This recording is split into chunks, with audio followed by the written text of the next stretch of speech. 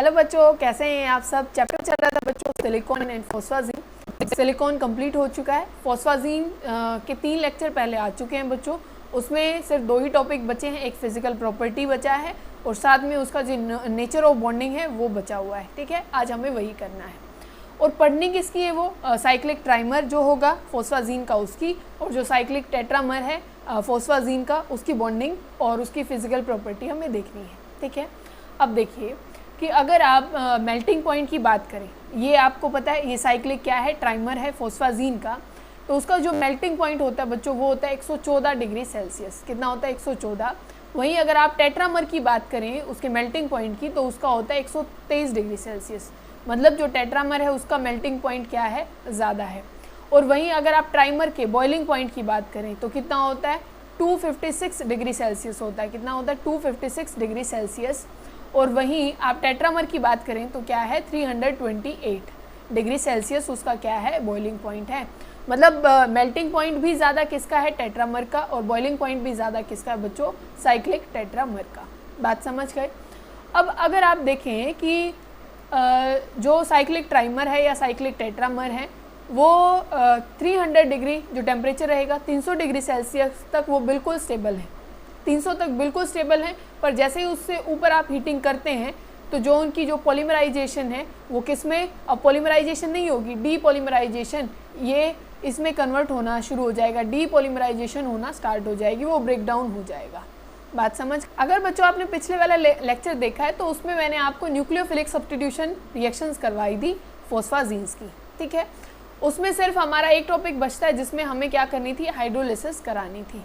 किनकी? फॉस्फाजीन्स की हाइड्रोलिसिस। देखो आपके पास ये साइक्लिक ट्राइमर है फॉस्फाजीन का, उसमें आप जैसे ही क्या डालते हैं बच्चों, H2O डालते हैं, तो H2O कैसे ब्रेक डाउन होता है? H पॉजिटिव OH नेगेटिव में। तो OH जो H नेगेटिव है वो एक न्यूक्लियोफाइल है, तो क्लोरीन को रिप्लेस करेंगे और यहाँ पे कौन लगा देंगे बच्चों? यहाँ पे OH। यहाँ भी OH आ जाएगा, यहाँ पे भी OH, सारी जगह पे Cl को जो क्लोरीन है उसको रिप्लेस कर देगा कौन? OH नेगेटिव जो न्यूक्लियोफाइल है वो। बात समझ गए। अब देखिए ये बात आपको बहुत ध्यान से देखनी है कि यहाँ पे इन्होंने क्या दिखाया है, आइसोमेरिक चेंज दिखाया है। अब यहाँ पे हुआ क्या है, ये आपको डबल बॉन्ड दिखाई दे रहा है, यहाँ पे ये वाला आपको डबल बॉन्ड दिखाई दे रहा है, तो यहाँ होगा क्या, डबल बॉन्ड को शिफ्ट कर दीजिए यहाँ पे। ठीक है, ये डबल बॉन्ड आपको यहाँ शिफ्ट कर देना है और जो ये H है, O के साथ जो H है वो इस नाइट्रोजन को दे देना है। बात समझ में आ गई। सारी जगह सेम काम करना है।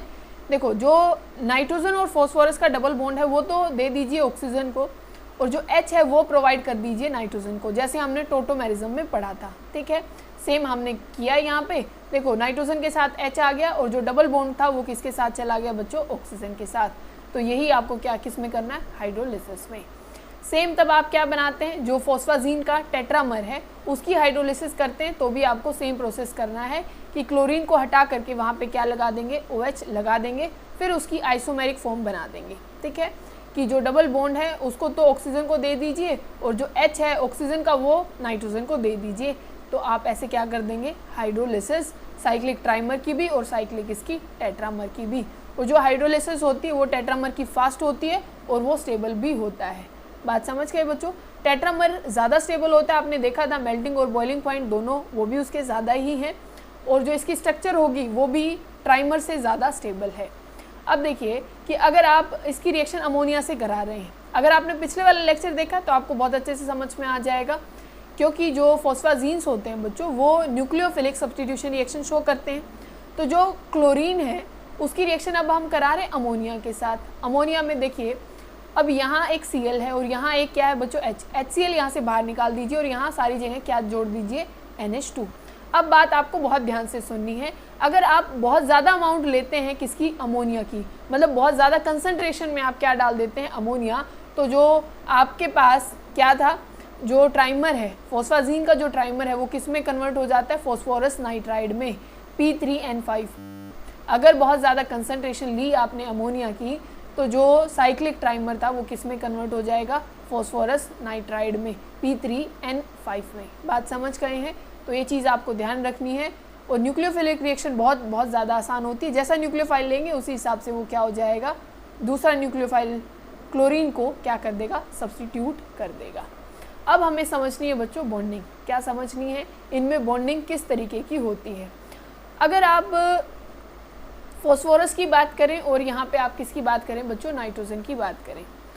फॉस्फोरस की आप इसमें इलेक्ट्रॉन देखें, या जो मैक्सिमम ये इलेक्ट्रॉन दे सकता है वो कर सकता है 5, ठीक है। और नाइट्रोजन कितने करता है बच्चों? 3 करता है। ये तो सबको पता होगा, या आप ऐसे लिखेंगे, ये तो लिखने की ज़रूरत नहीं होगी ना कि भाई इसके पास ये 3 ऐसे बॉन्डिंग बना सकता है। चलो इसकी भी लिख लो फिर। फॉस्फोरस में आप कैसे लिखेंगे? ये चीज़ तो सेम रहेगी, ये 1s2 आ जाएगा, 2s2 और ये 2p यहाँ पे आ जाएगा बच्चों, ये 6 आ जाएगा। फिर लिखेंगे आप 3s2 और यहाँ पे लिखेंगे आप ये 3p3। इतनी बात क्लियर है 3p3 तक। अब इसका ऑर्बिटल बना लें एक बारी। इसका ऑर्बिटल ऐसे बनाएं कि यहाँ पे ये 3 इलेक्ट्रॉन है p में, और s में जो 3s है वहाँ पे ये हैं 2 इलेक्ट्रॉन, ठीक है। अब एक बार फॉस्फोरस को देखो, यहाँ पे ट्राइमर में उसने कितने बॉन्ड बनाए हुए हैं, ध्यान से देखो। 2 तो क्लोरीन के साथ हैं तो 2 बॉन्ड ये हो गए, 1 नाइट्रोजन के साथ यहाँ पे 3 बॉन्ड, और 2 बॉन्ड यहाँ पे बनाए हुए हैं। टोटल उसने 5 बॉन्ड बनाए हुए हैं। कितने? 5। और नाइट्रोजन ने देखो कितने बॉन्ड बनाए हैं? 3 बॉन्ड बनाए हैं। फॉस्फोरस ने बनाए हैं बच्चों 5 बॉन्ड, नाइट्रोजन ने कितने बनाए हैं? 3 बॉन्ड, ठीक है। तो जितनी बॉन्डिंग आपको करानी होती है उसी हिसाब से आपको हाफ फिल्ड ऑर्बिटल चाहिए होते हैं। कितने चाहिए होते हैं? कैसे? Half filled orbital. तो अब यहाँ पे तो देखो 3 ही है हाफ फिल्ड में, तो ये जो 1 इलेक्ट्रॉन है उसको आप क्या है यहाँ पे एनर्जी देके कहाँ पे भेज देते हैं?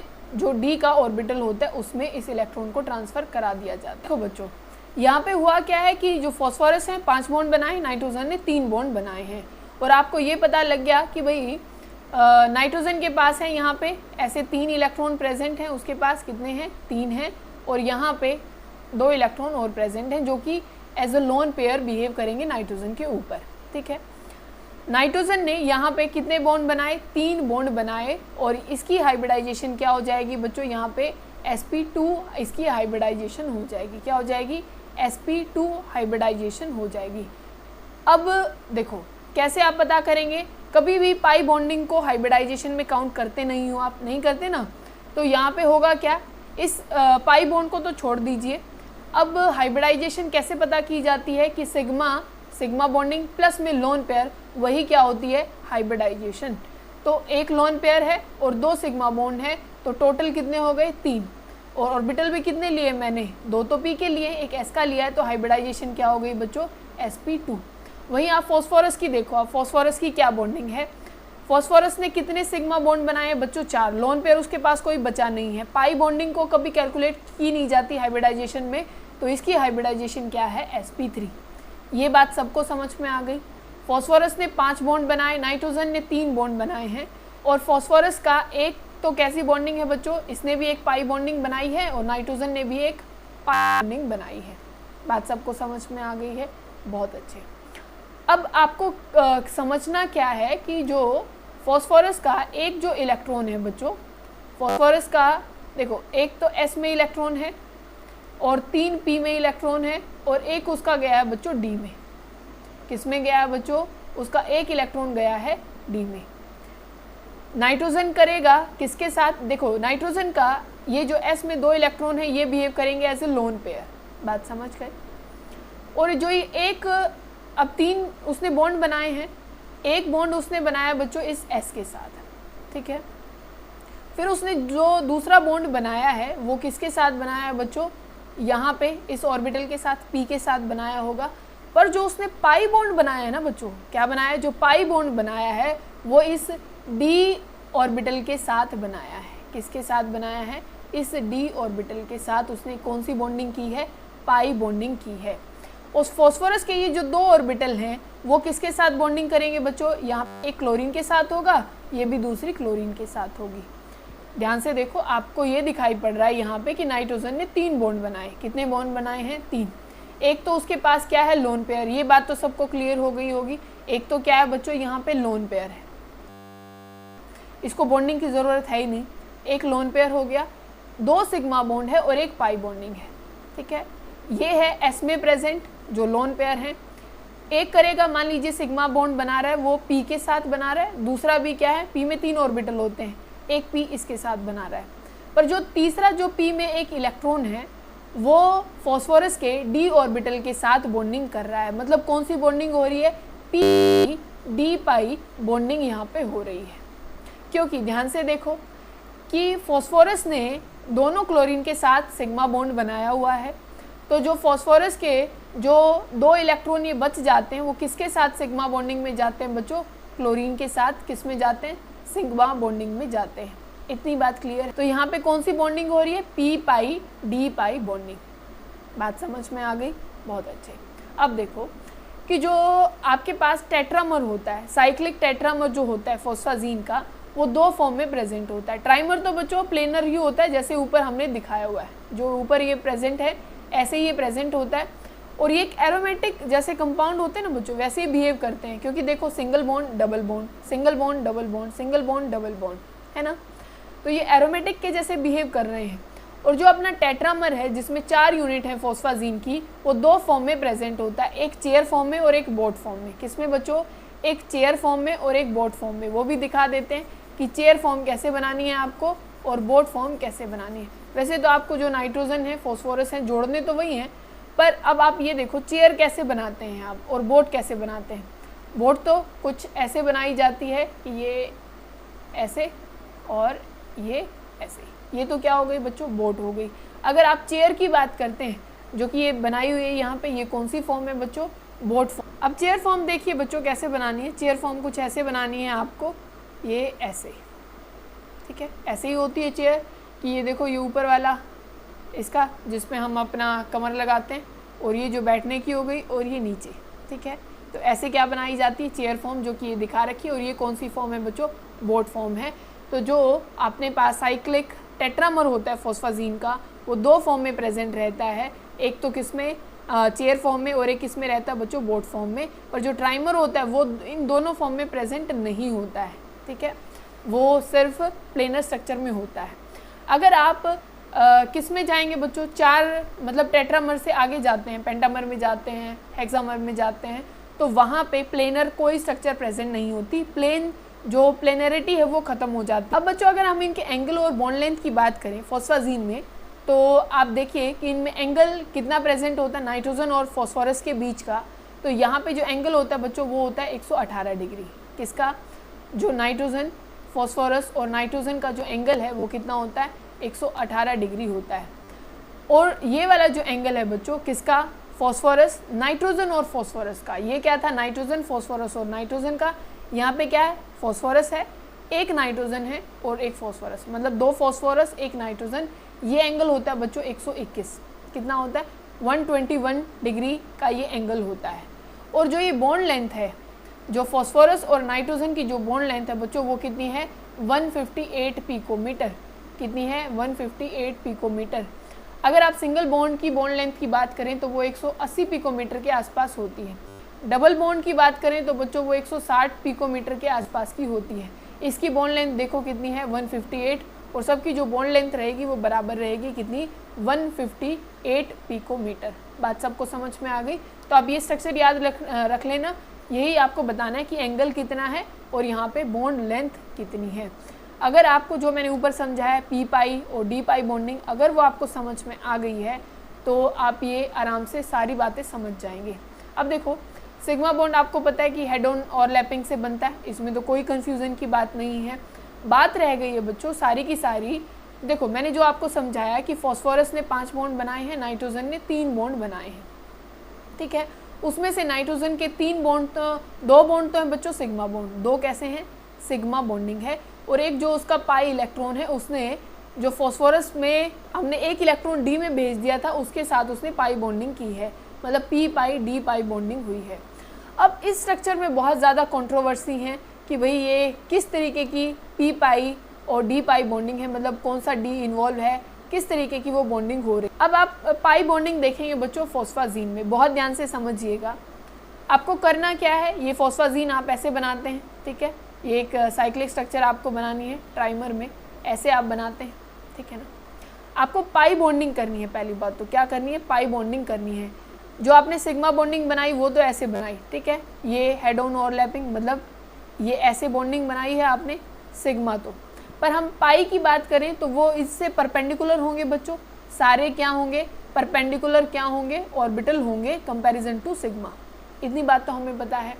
तो यहाँ पे नाइट्रोजन का देखिए क्या है, ये लोब्स बनाए हुए हैं जिसमें क्या है, इलेक्ट्रॉन है, और नाइट्रोजन के पास एक इलेक्ट्रॉन, किसका, नाइट्रोजन का, एक इलेक्ट्रॉन किसका बच्चों, फॉस्फोरस का। यही आपस में क्या बनाएंगे, पाई बॉन्डिंग बनाएंगे। तो नाइट्रोजन के इसमें क्या है, एक इलेक्ट्रॉन है।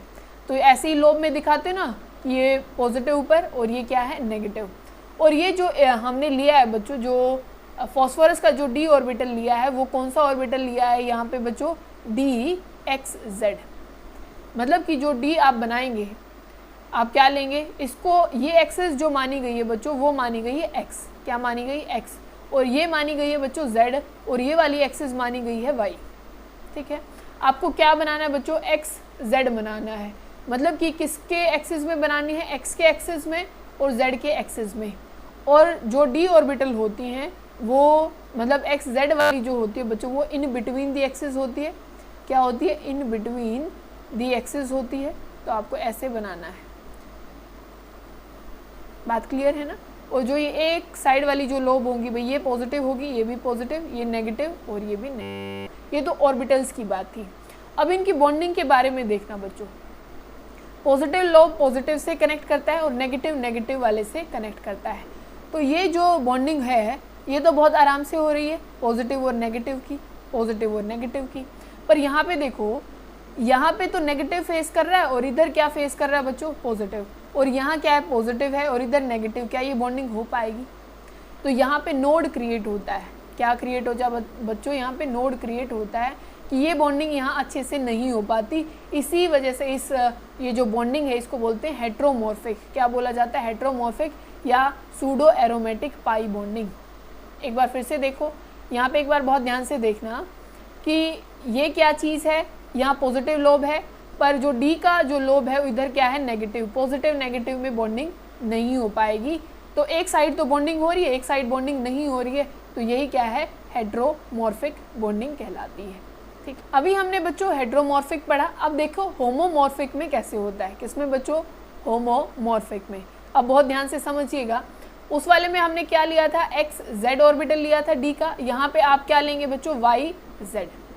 ठीक है, ये मान लीजिए x है, ये वाला x है, ये वाला z है, और ये जो बाहर है ये क्या है, y है। अब की बार आपको किसके बीच में बनाना है, आपको कौन सी एक्सिस पे, y पे और z पे। मतलब इस साइड आपको ऑर्बिटल बनाना है, ये वाला। ठीक है, इधर जाएगा और एक एक्सिस पे, z वाले पे। ठीक है, अब यहाँ पे देखो जैसे ये बनाया गया है, ये ऑर्बिटल आपको दिख रहा होगा। इसमें क्या है बच्चों, अब ये जो नाइट्रोजन का जो ऑर्बिटल होगा जिसमें एक पॉजिटिव है और जो सिग्मा है उसके परपेंडिकुलर ही आपको ऑर्बिटल बनाने हैं, ये ध्यान रखना है। तो जो पॉजिटिव है वो किससे बॉन्डिंग कर रहा है बच्चों, इस पॉजिटिव से, और ये नेगेटिव जो कर रहा है वो इस नेगेटिव से बॉन्डिंग हो रही है। इस साइड भी यही कंडीशन है बच्चों, ये पॉजिटिव इस पॉजिटिव से कर रहा है और ये नेगेटिव इस नेगेटिव से कर रहा है। बात समझ रहे हैं ना। तो इसका मतलब इस टाइम तो, इस बारी में तो दोनों जगह से बॉन्डिंग हो रही है।